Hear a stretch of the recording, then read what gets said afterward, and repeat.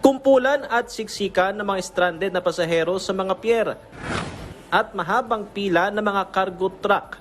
Ito ang madalas sa sitwasyon tuwing may bagyo dahil otomatikong suspendido ang biyahe ng mga barko kapag itinaas ang signal number 1. Pero sa bagong polisiya ng Philippine Coast Guard sa pakikipag-ugnayan sa ship owners at pag-asa, papayagan na ang biyahe ng ilang pampasaherong barko at cargo vessels kahit signal number 1.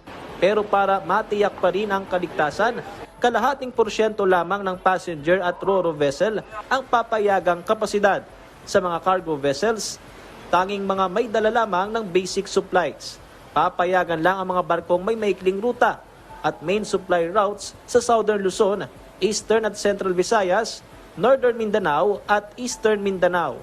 Yun ang pinaka-impact nito.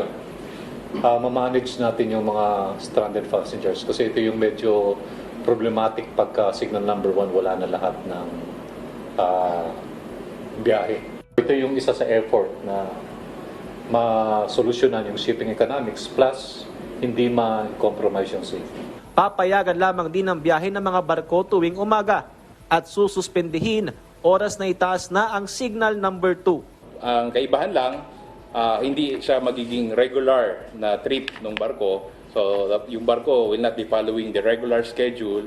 Ma-maximize natin siyempre yung visibility nung at hindi natin ma-expose to danger naman yung barko at saka yung mga pasahero.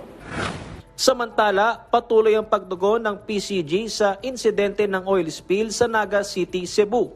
Noong linggo, tumaob at nabutas ang isang tugboat na may kargang 8,000 litro ng diesel at 1,000 litro ng lube oil. Kaagad naglagay ng oil spill boom at absorbent pads ang PCG. Walang inaasahang matinding pinsala mula sa oil spill, pero target na alisin kaagad ang tugboat dahil nasa ruta ito ng mga daanan ng barko. Sa ngayon, kukonti na lang po yung nakikita nating oil dun sa area at wala na pong dapat ipangamba. Isang concern dito, yung pagiging hazard sa navigation nung tugboat doon sa area. So we're coordinating with the owners at ang goal is matanggal yun doon kasi baka may ma-aksidente pa dahil nakaharang yung boat doon sa traffic separation scheme.